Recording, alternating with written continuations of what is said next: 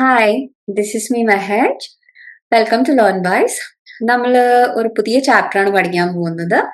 MPC 032 human resource പ്ലാനിങ്ങിലുള്ള first unit ആണ്. Assessment of human resource in organisation and human resource planning. ഇതാണ് നമ്മുടെ chapter. ഈ ചാപ്റ്ററിന്റെ പേരിലുള്ള പോലെ തന്നെ നമ്മുടെ ഹ്യൂമൻ റിസോഴ്സ്, ഒരു ഓർഗനൈസേഷനിലുള്ള ഹ്യൂമൻ റിസോഴ്സിന്റെ അസസ്മെന്റും അതുപോലെ തന്നെ ഹ്യൂമൻ റിസോഴ്സ് പ്ലാനിങ്, ഓർഗനൈസേഷനിൽ ഒരു ഹ്യൂമൻ റിസോഴ്സ് പ്ലാനിങ്ങിനെ കുറിച്ചാണ് നമ്മൾ ഈ ചാപ്റ്ററിൽ പറയുന്നത്. ഓക്കെ, ഫസ്റ്റ് ഈ ചാപ്റ്റർ പഠിക്കുന്നതിന്റെ ഒബ്ജക്റ്റീവ്സ് എന്തൊക്കെയാണെന്ന് വെച്ചാൽ, നമ്മൾ ഈ ചാപ്റ്ററിലൂടെ എന്തൊക്കെ കാര്യങ്ങളാണ് പഠിക്കുന്നതെന്ന് വെച്ചിട്ടുണ്ടെങ്കിൽ, നമ്മൾ ഹ്യൂമൻ റിസോഴ്സ് പ്ലാനിങ്ങിന്റെ ഡെഫിനിഷൻ പഠിക്കുന്നുണ്ട്. അതുപോലെ തന്നെ ഹ്യൂമൻ റിസോഴ്സ് പ്ലാനിങ് മീനിങ് എന്താണ് ഹ്യൂമൻ റിസോഴ്സ് പ്ലാനിങ് കൊണ്ട് നമ്മൾ ഉദ്ദേശിക്കുന്നത്, അതേപോലെ ഹ്യൂമൻ റിസോഴ്സ് പ്ലാനിങ്ങിന്റെ നീഡ് എന്താണ്. ഓക്കെ, അപ്പോൾ ഡെഫിനിഷൻ വരുന്നുണ്ട്, മീനിങ് വരുന്നുണ്ട്, അതിന് നീഡ് വരുന്നുണ്ട്. പിന്നെ നമ്മൾ പഠിക്കുന്ന ഒരു കോൺസെപ്റ്റ് ആണ് ഫോക്കാസ്റ്റ് എന്ന് പറയുന്നത്. ഫോക്കാസ്റ്റ് എന്ന് പറഞ്ഞാൽ എന്താണെന്നൊന്ന് ജസ്റ്റ് പറഞ്ഞുതരാം. ഇപ്പോ നമ്മൾ ഒരു മുൻവിധിയാണ്, നമ്മൾ ഇൻ ഫ്യൂച്ചർ എങ്ങനെയാണെന്നുള്ളത് നേരത്തെ കൂട്ടി കണ്ട് നമ്മൾ പ്ലാൻ ചെയ്യുന്നതാണ് ഫോക്കാസ്റ്റിംഗ് എന്ന് പറയുന്നത്. പിന്നെ പറയുന്നത് external and internal supply of work force. ഇപ്പോൾ വർക്ക് ഫോഴ്സ് എന്ന് പറഞ്ഞിട്ടുണ്ടെങ്കിൽ നമ്മുടെ ഓർഗനൈസേഷനിലുള്ള നമ്പർ ഓഫ് എംപ്ലോയീസ് ആണ്. അപ്പൊ അതിന്റെ എക്സ്റ്റേണൽ ആൻഡ് ഇന്റേണൽ സപ്ലൈ എന്ന് പറഞ്ഞാൽ വിത്തിൻ ദി ഓർഗനൈസേഷൻ തന്നെയുള്ള സപ്ലൈ. എക്സ്റ്റേണൽ സപ്ലൈ എന്ന് പറഞ്ഞാൽ പുറത്ത് നമ്മളൊരു ഏജൻസിയുടെ അടുത്ത് നിന്ന് നമ്മൾക്ക് ആവശ്യമുള്ള എംപ്ലോയീസിനെ വാങ്ങിക്കുകയാണ്, വർക്ക് ഫോഴ്സിനെ നമ്മൾ വാങ്ങിക്കുകയാണെങ്കിൽ എക്സ്റ്റേണൽ സോഴ്സ് ഓഫ് സപ്ലൈ. ആ കോൺസെപ്റ്റ് നമ്മൾ പഠിക്കുന്നുണ്ട് കേട്ടോ, കണ്ടന്റ് കറക്റ്റ് ആയിട്ട് ഡീറ്റെയിൽ ആയിട്ട് പഠിക്കുന്നുണ്ട്. അടുത്ത നമ്മൾ ഒബ്ജക്റ്റ് എന്ന് പറയുന്നത്, നമ്മൾ വർക്ക് ഫോഴ്സ് ഡിമാൻഡ് ഫോർകാസ്റ്റ് ചെയ്യാൻ വേണ്ടിയിട്ട് ഉപയോഗിക്കുന്ന വേരിയസ് പ്രൊസീജിയേഴ്സ് എന്തൊക്കെയാണെന്നുള്ളതും ഈ ഒരു ചാപ്റ്റർ നമ്മൾ പഠിക്കുന്നുണ്ട്. മെയിൻ ആയിട്ട് നമ്മുടെ ഒബ്ജക്റ്റീവ്സ് ഇത്രയാണ് വരുന്നത്. ഓക്കെ, ഇനി ഫസ്റ്റ് എന്താ പറയുന്നത് നോക്കിയേ, ഹ്യൂമൻ റിസോഴ്സ് പ്ലാനിങ്. എന്താണ് ഹ്യൂമൻ റിസോഴ്സ് പ്ലാനിങ് എന്ന് പറഞ്ഞിട്ടുണ്ടെങ്കിൽ, നമ്മുടെ ഒരു ഓർഗനൈസേഷൻ റൺ ചെയ്യുകയാണെങ്കിൽ നമുക്ക് അവിടെ വേണ്ട ഏറ്റവും ഇമ്പോർട്ടന്റ് ആയിട്ടുള്ള ഒരു സോഴ്സ് ആണ് ഹ്യൂമൻ റിസോഴ്സ് എന്ന് പറയുന്നത്. എംപ്ലോയീസ് ഇല്ലാണ്ട് നമുക്കൊരു ഓർഗനൈസേഷൻ റൺ ചെയ്യാൻ പറ്റുമോ? ഡെഫിനറ്റ്ലി പറ്റില്ല.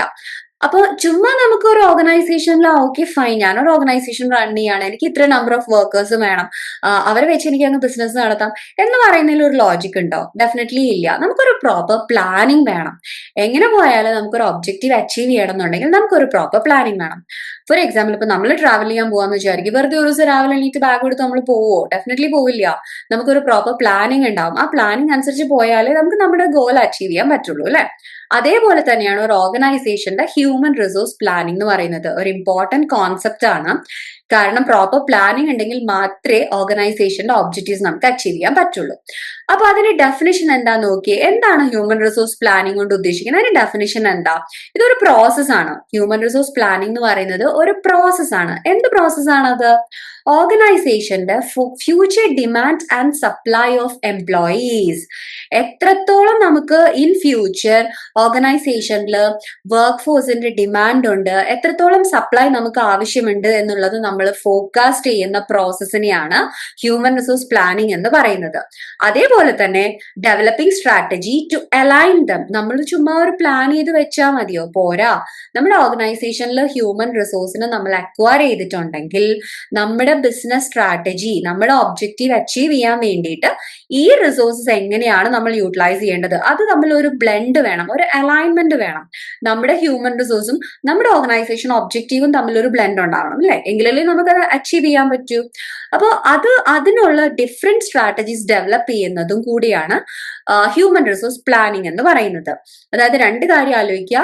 ഇതെന്ന് പറയുന്നത് ഒരു പ്രോസസ്സാണ്. നമ്മൾക്ക് ആവശ്യമുള്ള ഇൻ ഫ്യൂച്ചർ നമുക്ക് ആവശ്യമുള്ള വർക്കേഴ്സ് ഡിമാൻഡ് ആൻഡ് സപ്ലൈ എത്രയാണെന്നുള്ളത് ഫോർകാസ്റ്റ് ചെയ്യുക. അതുപോലെ തന്നെ നമ്മുടെ കയ്യിലുള്ള ഹ്യൂമൻ റിസോഴ്സും നമ്മുടെ ഒബ്ജക്റ്റീവും അച്ചീവ് ചെയ്യാനുള്ള ഡിഫറെന്റ് സ്ട്രാറ്റജീസ്, അത് തമ്മിലുള്ള അലൈൻമെന്റ് എന്താണെന്നുള്ളത് കാൽക്കുലേറ്റ് ചെയ്യുക. ഈ ഒരു പ്രോസസ്സിനെയാണ് നമ്മൾ എന്തെന്ന് വിളിക്കുന്നത്? ഹ്യൂമൻ റിസോഴ്സ് പ്ലാനിങ് എന്ന് വിളിക്കുന്നത്. ഇനി അത് ഒരു പ്രോസസ് ആകുമ്പോൾ സ്വാഭാവികമായിട്ട് നമുക്കറിയാം അതിന് കുറച്ച് സ്റ്റെപ്സ് ഉണ്ടാവും. ഫസ്റ്റത്തെ സ്റ്റെപ്പ് എന്താന്ന് വെച്ചിട്ടുണ്ടെങ്കിൽ, ഓർഗനൈസേഷന്റെ ഒബ്ജക്റ്റീവ് നമ്മൾ അനലൈസ് ചെയ്യാം. ഫസ്റ്റ് നമ്മുടെ ഗോൾ എന്താണോ നമ്മൾ ഓർഗനൈസേഷൻ അച്ചീവ് ചെയ്യേണ്ടത്, ആ ഒരു പെർട്ടിക്കുലർ ഗോളിന്റെ ബേസിലല്ലേ നമ്മൾ ഓർഗനൈസേഷൻ റൺ ചെയ്യുന്നത്. അപ്പൊ ആ ഒരു ഒബ്ജക്റ്റീവ് എന്താന്നുള്ളത് ഫസ്റ്റ് തന്നെ അനലൈസ് ചെയ്യാം. ഇപ്പൊ എന്റെ ഒരു ഓർഗനൈസേഷനിൽ എനിക്ക് പ്രോഫിറ്റ് മേക്കിംഗ് ആണ് ഇമ്പോർട്ടന്റ് എന്നുണ്ടെങ്കിൽ, എത്ര പെർസെന്റേജ് ഓഫ് പ്രോഫിറ്റ്, ആ ഒരു ഒബ്ജക്റ്റ് ഞാൻ ഫസ്റ്റ് തന്നെ അനലൈസ് ചെയ്ത് വെക്കണം. അല്ലാതെ പകുതി ദൂരം ഞാൻ പോയി കഴിഞ്ഞിട്ടല്ല ഞാൻ അനലൈസ് ചെയ്യേണ്ടത്. ഞാൻ എന്തിനാ ഇപ്പൊ ഓർഗനൈസേഷൻ റൺ ചെയ്യേണ്ടത് എന്നുള്ളത് നമ്മൾ അപ്പോഴല്ല ആലോചിക്കേണ്ടത്. ഓക്കെ, ഫസ്റ്റ് തന്നെ ഒബ്ജക്റ്റീവ് നമ്മൾ അനലൈസ് ചെയ്യാം. അത് നമ്മൾ എന്തിനെ ഹെൽപ്പ് ചെയ്യും? Understand organisation current and future goals. നമ്മൾ ഇപ്പൊ അറ്റ് പ്രസന്റ് ഉള്ളതും അതേപോലെ തന്നെ ഫ്യൂച്ചറിലേക്കുള്ള ഗോൾസ് സെറ്റ് ചെയ്യാൻ വേണ്ടി നമ്മളെ ഹെൽപ്പ് ചെയ്യും. രണ്ടാമത് പറയുന്നത് inventory of current human resources. നമ്മുടെ കയ്യിൽ ഇപ്പൊ എത്രത്തോളം ഹ്യൂമൻ റിസോഴ്സ് ഉണ്ട്? ഇൻവെന്ററി എന്ന് പറഞ്ഞിട്ടുണ്ടെങ്കിൽ സ്റ്റോക്ക് ആണ് കേട്ടോ. ഇപ്പൊ എന്റെ ഓർഗനൈസേഷനിൽ ഒരു 20 എംപ്ലോയീസ് ആണ് ഉള്ളത് എന്നുണ്ടെങ്കിൽ എന്റെ ഇൻവെന്ററി ഓഫ് ഹ്യൂമൻ റിസോഴ്സ് എന്ന് പറയുന്നത് എന്താ? ഈ 20 പീപ്പിൾ ആണ്, ഈ 20 എംപ്ലോയീസ് ആണ്. അപ്പൊ അത് എത്ര ഉണ്ടെന്ന് കറക്റ്റ് ആയിട്ട് ഞാൻ അസസ് ചെയ്ത് വെക്കണം. അതുപോലെ തന്നെ അവരുടെ സ്കിൽസ്, പെർഫോമൻസ് ആൻഡ് പൊട്ടൻഷ്യൽസ്, അവരുടെയൊക്കെ കേപ്പബിലിറ്റി എന്താണ്, പൊട്ടൻഷ്യൽ എന്താന്നുള്ളത് ഞാൻ കറക്റ്റ് ആയിട്ട് അസസ് ചെയ്ത് വെച്ചിട്ടുണ്ടാവണം. മൂന്നാമത്തെ പ്രോസസ്സ് എന്ന് പറയുന്നത് എന്താ? Forecasting demand for human resource. Human റിസോഴ്സിന്റെ ഡിമാൻഡ് എത്രത്തോളം എന്നുള്ളത് ഫോർകാസ്റ്റ് ചെയ്യണം. നമ്മുടെ future needs based on our expansion, retirement etcetera നമ്മൾ ഒന്ന് ഫോർകാസ്റ്റ് ചെയ്ത് വെക്കണം. അത് നമ്മൾ മുൻകൂട്ടി കണ്ടുവെക്കണം. കാരണം കുറച്ച് കഴിയുമ്പോൾ എന്റെ ഓഫീസിൽ നിന്ന് കുറെ പേര് റിട്ടയർ ആയി പോകും, അല്ലെങ്കിൽ ഞാൻ എന്റെ ഓഫീസ് എക്സ്പാൻഡ് ചെയ്യാൻ തീരുമാനിച്ചു, എനിക്ക് കുറച്ചുകൂടെ ഒന്ന് എക്സ്പാൻഡ് ചെയ്ത് എന്റെ ബിസിനസ് ഒന്ന് വലുതാക്കണം, ഒരു പ്രൊഡക്ഷൻ യൂണിറ്റ് കൂടി എനിക്ക് സ്റ്റാർട്ട് ചെയ്യണം. അപ്പൊ ഡെഫിനറ്റ്ലി എന്ത് വേണം? എനിക്ക് കൂടുതൽ വർക്ക് ഫോഴ്സ് വേണം. അപ്പൊ ഞാനത് ഓൾറെഡി ഒന്ന് ഫോർകാസ്റ്റ് ചെയ്ത് വെക്കണം കേട്ടോ, മുൻകൂട്ടി കണ്ടു വെക്കണം. അതേപോലെ തന്നെ forecasting supply of human resource. ഈ ഡിമാൻഡ് മാത്രം മതിയോ? ഞാനിപ്പോ എനിക്ക് 20 പേരെ വേണമെന്ന് എനിക്ക് ഡിമാൻഡ് ഉണ്ടെങ്കിൽ അതിനുള്ള സപ്ലൈയും കൂടെ ഞാൻ ഫോർകാസ്റ്റ് ചെയ്ത് വെക്കണം. കാരണം ഈ 20 പേരെ എവിടെ നിന്ന് കിട്ടും എന്നുള്ളത് കൂടെ ഞാൻ കാൽക്കുലേറ്റ് ചെയ്ത് വെക്കണം. നെക്സ്റ്റ് പറയുന്നത് ഗ്യാപ്പ് അനാലിസിസ് ആണ്. അതായത് identify the difference between demand and supply. ഇപ്പൊ എനിക്ക് വേണ്ടത് 40 പീപ്പിൾ ആണ്, എന്റെ ഡിമാൻഡ് എന്ന് പറയുന്നത് 40 പീപ്പിൾ ആണ്. പക്ഷെ എന്റെ കയ്യിലുള്ള ഒരു സപ്ലൈ ഏജന്റിന് 20 പേരെ എനിക്ക് തരാൻ പറ്റുള്ളൂ എന്ന് വിചാരിക്കുക. അപ്പൊ ബാക്കി 20 പേര് എനിക്ക് ഷോർട്ട് വന്നില്ലേ?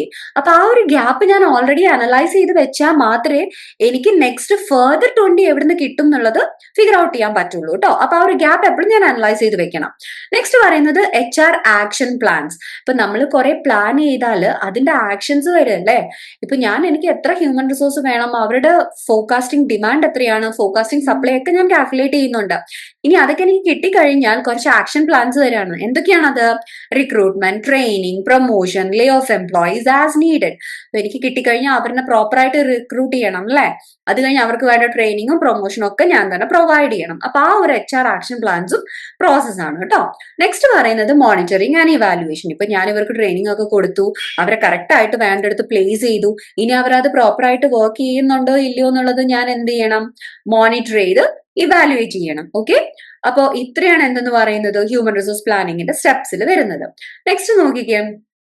ഇപ്പൊ ഞാൻ കുറച്ച് ഹ്യൂമൻ റിസോഴ്സ് വേണം അല്ലെങ്കിൽ അവരെ ഫോർകാസ്റ്റ് ചെയ്യണം എന്നൊക്കെയുള്ള ക്വസ്റ്റ്യൻസ് വരുമ്പോ അതിന്റെ മുന്നേ കുറച്ച് ചോദ്യങ്ങളുണ്ട്. ലൈക്ക് എന്ത് ബേസിലാണ് എനിക്ക് ഹ്യൂമൻ റിസോഴ്സ് വേണം എന്ന് പറയുന്നത് എന്നുണ്ടെങ്കിൽ, ഇപ്പൊ ഞാൻ അനലൈസ് ചെയ്യണം അവരുടെ ടാലന്റ്, എബിലിറ്റി, സ്കിൽസ് എന്റെ ഓർഗനൈസേഷനിൽ ടുഡേ ഇപ്പൊ എനിക്ക് എത്രത്തോളം എംപ്ലോയീസ് അവൈലബിൾ ആണ്, അവരുടെ ടാലന്റ് എന്താ, എബിലിറ്റി എന്താ, സ്കിൽസ് എന്താന്നുള്ളത് ഞാൻ തന്നെ എത്രത്തോളം ഉണ്ടെന്നുള്ളത് ഞാൻ അറിഞ്ഞു വെക്കണം. അതുപോലെ തന്നെ അടുത്തത് പറയുന്നത് നെക്സ്റ്റ് എത്രത്തോളം ആളുകളെയാണ്, എനിക്ക് എന്ത് കൈൻഡ് ഓഫ് ആളുകളെയാണ് ആവശ്യം, നാളെ എന്റെ ഓർഗനൈസേഷൻ ആവശ്യം എന്നുള്ളത് ഞാൻ അനലൈസ് ചെയ്ത് വെക്കണം. അതേപോലെ തന്നെ എന്റെ ഓർഗനൈസേഷനിലുള്ള ആളുകളുടെ ടാലന്റും എന്റെ ഓർഗനൈസേഷന്റെ നീഡും തമ്മിൽ ഒരു ബ്ലെൻഡ് ഉണ്ടായിരിക്കണം. എത്രത്തോളം ഉണ്ട്, അതെങ്ങനെയാണ് എന്നുള്ളത് ഞാൻ അനലൈസ് ചെയ്യണം. പിന്നെ പറയുന്നത് qualitative and quantitative demands. Okay, എന്റെ ഓർഗനൈസേഷൻ ഗ്രോ ചെയ്യാൻ വേണ്ടിയിട്ട് എനിക്ക് വേണ്ട ക്വാണ്ടിറ്റേറ്റീവ് ആൻഡ് ക്വാളിറ്റേറ്റീവ് ഡിമാൻഡ്സ്, എത്രത്തോളം ഹ്യൂമൻ റിസോഴ്സ് എനിക്ക് വേണം എന്നുള്ളത് ഞാൻ അനലൈസ് ചെയ്യണം.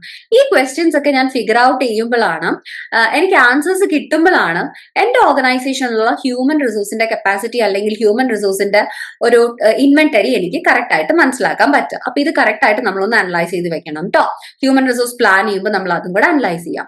നെക്സ്റ്റ് നോക്ക്, കോൺസെപ്റ്റ് എന്ന് പറയുന്നത് strategic business and work force plan. അതായത് ബിസിനസ് സ്ട്രാറ്റജിയും എന്റെ വർക്ക് ഫോഴ്സ് പ്ലാനും ഇത് തമ്മിൽ ബ്ലെൻഡ് ആയാൽ മാത്രമേ എനിക്ക് എന്റെ ഓർഗനൈസേഷൻ ഒബ്ജക്റ്റീവ് അച്ചീവ് ചെയ്യാൻ പറ്റുള്ളൂ.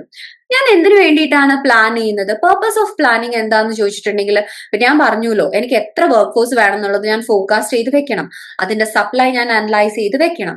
എന്തിനു വേണ്ടിയിട്ടാണ് ഇങ്ങനെ ഒരു വർക്ക് ഫോഴ്സ് പ്ലാൻ ഞാൻ വെക്കുന്നത്? അതിന്റെ പർപ്പസ് എന്താ നോക്കാം നമുക്ക്. ഫസ്റ്റ് പോയിന്റ് പറയുന്നത് നമുക്കുള്ള അൺസർട്ടനിറ്റി ഒന്ന് കുറയ്ക്കാൻ വേണ്ടിയിട്ട്, മാനേജേഴ്സിനുള്ള അൺസർട്ടനിറ്റി കുറയ്ക്കാൻ പറ്റും. കാരണം ഫ്യൂച്ചറിൽ എത്രത്തോളം വേണം എന്നുള്ളത് ഞാൻ അറിഞ്ഞു വെക്കുകയാണെങ്കിൽ പിന്നെ എനിക്ക് ആ ഒരു അൺസർട്ടനിറ്റി അവിടെ വരുന്നില്ല. കുറച്ചുകൂടെ സേഫ് ആയിട്ട് എനിക്ക് സമാധാനത്തിൽ ജോലി ചെയ്യാൻ പറ്റും. അടുത്തത് പറയുന്നത് ഫ്യൂച്ചർ സിറ്റുവേഷൻ കുറച്ചുകൂടെ ബെറ്റർ ആയിട്ട് എനിക്ക് ഹാൻഡിൽ ചെയ്യാൻ പറ്റും. ഓക്കെ, കാരണം അൺസർട്ടനിറ്റി ഇല്ല എന്ന് പറയുമ്പോൾ എനിക്ക് സർട്ടൺ ആയിട്ട് അറിയാം എത്ര പേര് എനിക്ക് വേണം, എന്തൊക്കെ എനിക്ക് വേണം എന്ന് എനിക്ക് കറക്റ്റ് ആയിട്ട് അറിയുകയാണെങ്കിൽ എനിക്ക് സിറ്റുവേഷൻ കുറച്ചുകൂടെ ബെറ്റർ ആയിട്ട് ഹാൻഡിൽ ചെയ്യാൻ പറ്റും. അതേപോലെ തന്നെ പറഞ്ഞത് എന്താണ്, ഓർഗനൈസേഷന്റെ സക്സസിലോട്ട് ലീഡ് ചെയ്യാം. കാരണം എനിക്ക് ചാൻസസ് കുറവായിട്ട് കറക്റ്റ് ആയിട്ട് എനിക്ക് ഓർഗനൈസേഷന്റെ ഗോൾ എന്താണോ അത് അച്ചീവ് ചെയ്യാൻ പറ്റും, സക്സസ് എനിക്ക് അച്ചീവ് ചെയ്യാൻ പറ്റും. പിന്നെ പറയുന്നത് ഒരു സെൻസ് ഓഫ് കൺട്രോൾ കിട്ടുകയാണ്. കാരണം എന്റെ ഓർഗനൈസേഷനിൽ എത്രത്തോളം വർക്ക് ഫോഴ്സ് ഉണ്ട്, എങ്ങനെയാണ് അവർ വർക്ക് ചെയ്യുന്നത് എന്ന് എനിക്ക് കറക്റ്റ് ആയിട്ട് അറിയുവാണെങ്കിൽ എനിക്ക് പ്രോപ്പർ ഒരു കൺട്രോൾ അവിടെ സാധ്യമാണ്. അടുത്തത് പറയുന്നത് ഓർഗനൈസേഷന്റെ ഫ്യൂച്ചർ എന്ന് പറയുന്നത് അതിന്റെ ചാൻസസ് എനിക്ക് ലീവ് ചെയ്യാൻ പറ്റും. ചാൻസസിന് പകരം എനിക്ക് അഷ്യൂരിറ്റി ആണ് കിട്ടുന്നത്. കാരണം എനിക്കറിയാം എത്രത്തോളം ഹാർഡ് വർക്ക് ചെയ്താലാണ് അല്ലെങ്കിൽ ഈ ഉള്ള ടാലന്റ് എങ്ങനെ യൂട്ടിലൈസ് ചെയ്താലാണ് എനിക്ക് എന്റെ ഓർഗനൈസേഷൻ ഗോൾ അച്ചീവ് ചെയ്യാൻ പറ്റുക. അപ്പൊ അവിടെ ചാൻസസിന് പകരം എനിക്ക് അഷ്യൂരിറ്റി ആണ് അവൈലബിൾ ആവുന്നത്. പിന്നെ പറയുന്നത് എന്താ, ഒരുപാട് ചേഞ്ചസ് വരുന്നുണ്ട് അല്ലെ നമ്മുടെ ഓർഗനൈസേഷനിലാണെന്നുണ്ടെങ്കിൽ. സോഷ്യൽ ചേഞ്ചസ് ഉണ്ട്, റെഗുലേറ്ററി ചേഞ്ചസ് ഉണ്ട്, ടെക്നോളജിക്കൽ എൻവയോൺമെന്റൽ ചേഞ്ചസ് ഒക്കെ ഉണ്ട്. ഈ ചേഞ്ചസിന് ഈസി ആയിട്ട് കോപ്പ് ചെയ്യാൻ പറ്റും, അഡാപ്റ്റ് ചെയ്യാൻ പറ്റും. കറക്റ്റ് ആയിട്ട് എന്റെ കയ്യിലുള്ള വർക്ക് ഫോഴ്സ് പ്ലാൻ പ്രോപ്പർ ആണെങ്കിൽ ബിസിനസ് സ്ട്രാറ്റജി ആയിട്ട് അതിന് അഡാപ്റ്റ് ചെയ്യാൻ പറ്റും. നെക്സ്റ്റ് പറയുന്നത് എന്താ, organisation objective, meaning of employees work. എന്താണ് എന്റെ വർക്ക് ഫോഴ്സ് എന്ന് പറയുന്നത്, അവർ ചെയ്യുന്ന വർക്ക് മീനിങ് ഫുൾ ആണോ, ഓർഗനൈസേഷൻ ഗോൾ അച്ചീവ് ചെയ്യാൻ പറ്റിയതാണോ എന്നുള്ളത് ഡിഫൈൻ ചെയ്യാൻ പറ്റും. നെക്സ്റ്റ് പറയുന്നത് ലെവൽസ് ഓഫ് പ്ലാനിങ്ങിനെ കുറിച്ചാണ് കേട്ടോ. ലെവൽസ് ഓഫ് പ്ലാനിങ്ങിന്റെ ഒരു ഇമേജ് നമുക്ക് ടെക്സ്റ്റ് ബുക്കിൽ കാണാൻ പറ്റില്ല, ഞാനത് അപ്ലോഡ് ചെയ്തെടുത്താണ്. കാരണം അത് കുറച്ചുകൂടെ വേഗ് ആയിട്ട് എഴുതുമ്പോൾ മനസ്സിലാക്കാൻ പാടാം. അപ്പോൾ ഇങ്ങനെയാകുമ്പോൾ കുറച്ചുകൂടെ ഈസി ആയിട്ട് നിങ്ങൾക്ക് മനസ്സിലാവും. നമ്മുടെ പ്ലാനിങ് എന്ന് പറയുന്നത് ഡ്യൂറേഷന്റെ ബേസിലാണ് കേട്ടോ നമ്മൾ ലെവൽസ് ഓഫ് പ്ലാനിങ്ങിനെ പറഞ്ഞിരിക്കുന്നത്. 3 ടൈപ്പിലാണ് ലെവൽ ഓഫ് പ്ലാനിങ് എന്ന് പറയുന്നത്. 3 ലെവൽസ് ആയിട്ടാണ് ഡിഫൈൻ ചെയ്യുന്നത്. Strategic planning, tactical planning, operational planning. ഇതിനകത്ത് ഫസ്റ്റ് പറയുന്നത് സ്ട്രാറ്റജിക് പ്ലാനിങ് എന്ന് പറഞ്ഞിട്ടുണ്ടെങ്കിൽ ലോങ് ടേം പ്ലാൻസ് ആണ്. ഒരു ഓർഗനൈസേഷൻ ഒരു 3 to 10 ഇയേഴ്സിനൊക്കെ വേണ്ടിയിട്ട് ലോങ് ടേം പ്ലാൻസ് വെക്കുവാണെങ്കിൽ സ്ട്രാറ്റജിക് പ്ലാനിങ്ങിലാണ് അത് വരുന്നത്. ടാക്ടിക്കൽ പ്ലാനിങ് എന്ന് പറഞ്ഞിട്ടുണ്ടെങ്കിൽ ആ പേര് പറഞ്ഞ പോലെ തന്നെ കുറച്ചുകൂടെ ടാക്ടിക്സ് ആണ്. അതെന്ന് പറയുമ്പോൾ ഒരു 6 months to 1 yearന്റെ ഉള്ളിൽ നമുക്ക് എന്താണ് അച്ചീവ് ചെയ്യേണ്ടത്, ആ ഒരു പ്ലാനിങ് ഉണ്ടാക്കുന്നതിനാണ് ടാക്ടിക്കൽ പ്ലാനിങ് വരുന്നത്. ഓപ്പറേഷണൽ പ്ലാനിങ് എന്ന് പറഞ്ഞാൽ ഡെയിലി ബേസ്ഡ് ഡിസിഷൻസോ അല്ലെങ്കിൽ വീക്ക്ലി ബേസ്ഡ് ഡിസിഷൻസോ ഒക്കെയാണ് ഓപ്പറേഷണൽ പ്ലാനിങ്ങിനകത്ത് വരുന്നത്. ലെവൽസ് ഓഫ് പ്ലാനിങ് 3 കാറ്റഗറിയിൽ ഡ്യൂറേഷൻ ഓഫ് ടൈമിന്റെ ബേസിൽ പറയുന്നുണ്ട്. ഇനി ആരോ ഇട്ടതിൽ നോക്കാം നമുക്ക്. ഹൈലി സ്ട്രാറ്റജിക് ആയിരിക്കും. ഈ സ്ട്രാറ്റജിക് പ്ലാനിങ് എന്നൊക്കെ പറയുന്നത് ഹൈലി സ്ട്രാറ്റജിക് ആണ്, ബ്രോഡ് ആണ്, അതുപോലെ തന്നെ ലോങ് ടേം ഡിസിഷൻസ് ആണ് വരുന്നത്. ഇനി താഴോട്ട് നോക്കുകയാണെങ്കിലോ മോർ ഡീറ്റെയിൽ ആൻഡ് സ്പെസിഫിക് ആയിരിക്കും, ഷോർട്ട് ടേം ഡിസിഷൻസ് ആയിരിക്കും നമ്മൾ അവിടെ എടുക്കുക. അപ്പോ ഫോർ എക്സാമ്പിൾ ഇപ്പൊ ഓപ്പറേഷണൽ പ്ലാനിങ്ങിൽ തന്നെ നോക്കും നമ്മൾ എന്തൊക്കെ കൈൻഡ് ഓഫ് ഡിസിഷൻസ് ആ എടുക്കുന്നത് നോക്കിക്കേ. Customer order taking, weekly forecast, packing list issuance, ഇങ്ങനത്തെ കുഞ്ഞു കുഞ്ഞു ഡിസിഷൻസ് ഒക്കെ നമ്മൾ എടുക്കുന്നത് എവിടെയാണ്, ഓപ്പറേഷണൽ പ്ലാനിങ്ങിൽ. ഇനി ടാക്ടിക്കൽ പ്ലാനിങ്ങിലോട്ട് വരികയാണെങ്കിൽ നോക്കൂ, policies to reduce inventory, supplier selection, quarterly or semi annual forecast. നമ്മൾ പറഞ്ഞു 6 to 1 year ആണെന്നുണ്ടെങ്കിൽ സെമി ആനുവൽ ഫോർകാസ്റ്റ് ഒക്കെ നമുക്ക് നടത്താം. ഒരു കൊല്ലത്തിന് പകരം ഇപ്പൊ 6 മാസം കൊണ്ട് ഞാൻ എന്തൊക്കെയാണ് നേടിയെടുക്കേണ്ടതെന്നുള്ളത് നമുക്ക് മുൻകൂട്ടി പ്ലാൻ ചെയ്ത് വെക്കാൻ പറ്റും. അങ്ങനത്തെ സെമി ആനുവൽ ഫോർകാസ്റ്റും പിന്നെ ഇൻവെന്ററി ഇഷ്യൂസ് ഒക്കെ റെഡ്യൂസ് ചെയ്യാൻ വേണ്ടിയിട്ട് നമുക്ക് എന്തിനു ഉപയോഗിക്കാം, ടാക്ടിക്കൽ പ്ലാനിങ് നമ്മൾ ഉപയോഗിക്കുന്നുണ്ട്. സ്ട്രാറ്റജിക് പ്ലാനിംഗ് എന്ന് പറയുന്നത് സപ്ലൈ ചെയിൻ കോൺഫിഗറേഷൻസും മെർജേഴ്സ് ആൻഡ് അക്വിസിഷൻസും അതുപോലെ തന്നെ റവന്യൂ 10% ഇൻക്രീസ് ചെയ്യാമെന്ന് ഞാൻ പ്ലാൻ ചെയ്യുന്നതൊക്കെ ലോങ് ടേം പ്ലാൻസ് ആണ് കേട്ടോ. അതൊക്കെ വരുന്നത് സ്ട്രാറ്റജിക് പ്ലാനിങ്ങിന്റെ അണ്ടറിലാണ്. അപ്പൊ 3 ലെവൽ ഓഫ് പ്ലാനിങ് 3ആയിട്ട് നമ്മൾ ക്ലാസിഫൈ ചെയ്തിരിക്കുന്നു. Strategic planning, tactical planning, operational planning. നമ്മൾ ഡീറ്റെയിൽ ആയിട്ട് പഠിക്കുന്നത് സ്ട്രാറ്റജിക് പ്ലാനിങ്ങിനെ കുറിച്ചിട്ടാണ്. നമ്മുടെ ബുക്കിനകത്ത് കുറേയും കൂടെ മെൻഷൻ ചെയ്യുന്നത് സ്ട്രാറ്റജിക് പ്ലാനിങ്ങിനെ കുറിച്ച്. അപ്പൊ അത് ജസ്റ്റ് ഒന്ന് ഡിസ്ക്രൈബ് ചെയ്തിട്ടുണ്ട്. സ്ട്രാറ്റജിക് പ്ലാനിംഗ് എന്ന് പറഞ്ഞിട്ടുണ്ടെങ്കിൽ എന്താ, ഓർഗനൈസേഷന്റെ ഒബ്ജക്റ്റീവ്സ് സെറ്റ് ചെയ്യുക, അതേപോലെ തന്നെ action plans, comprehensive action plans set ചെയ്യുക. ഇത് എന്തിനു വേണ്ടിയിട്ടാണ്, ടു അച്ചീവ് ദീസ് ഒബ്ജക്റ്റീവ്സ്. ഓർഗനൈസേഷന്റെ ഒബ്ജക്റ്റീവ്സ് അച്ചീവ് ചെയ്യാൻ വേണ്ടിയിട്ട് ആക്ഷൻ പ്ലാൻസ് ഉണ്ടാക്കുക.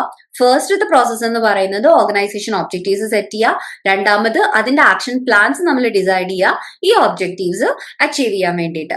അതിനെയാണ് നമ്മൾ എന്തെന്ന് പറയുന്നത്, സ്ട്രാറ്റജിക് പ്ലാനിംഗ് എന്ന് പറയുന്നത്. ഈ സ്ട്രാറ്റജിക് പ്ലാനിങ്ങിന്റെ പ്രോസസ് ഒന്ന് നോക്കി നോക്കൂ. കമ്പനീന്റെ ഫിലോസഫി ഫസ്റ്റ് നമ്മൾ ഡിഫൈൻ ചെയ്യണം. ചെയ്യണം. അതായത് for what we made the company, അതിന്റെ യുണീക് കോൺട്രിബ്യൂഷൻസ് എന്താ, അത് ഫസ്റ്റ് നമ്മൾ ഡിഫൈൻ ചെയ്യാം. അടുത്തത് പറയുന്നത് കമ്പനി വൈഡ് ക്രിയേഷൻസ്, അതുപോലെ തന്നെ ഡിവിഷണൽ സ്റ്റേറ്റ്മെന്റ്. ഓക്കെ, അത് എന്തിന്റെ ബേസിലാണെന്ന് അറിയോ? Identity, purpose and objective. കമ്പനീന്റെ ഐഡന്റിറ്റി, കമ്പനീന്റെ പേർപ്പസ് എന്താ, ഒബ്ജക്റ്റീവ് എന്താ, അതിന്റെ ബേസിൽ ഒരു ഡിവിഷണൽ സ്റ്റേറ്റ്മെന്റ് പ്രിപ്പയർ ചെയ്യണം നമ്മൾ. അടുത്തത് പറയുന്നത് കമ്പനീന്റെ സ്ട്രെങ്ത് ആൻഡ് വീക്ക്നെസ്സസ് നമ്മൾ അനലൈസ് ചെയ്യാം. നെക്സ്റ്റ് പറയുന്നത് കമ്പനിയുടെ സ്ട്രക്ചർ, പ്രോസസ്, ഇന്റർ റിലേഷൻഷിപ്സ് ഒക്കെ പ്രോപ്പർ ആയിട്ട് ഡിഫൈൻ ചെയ്യണം, കറക്റ്റ് ആയിട്ട് ഡിഫൈൻ ചെയ്യുക. And ensure alignment for effective management.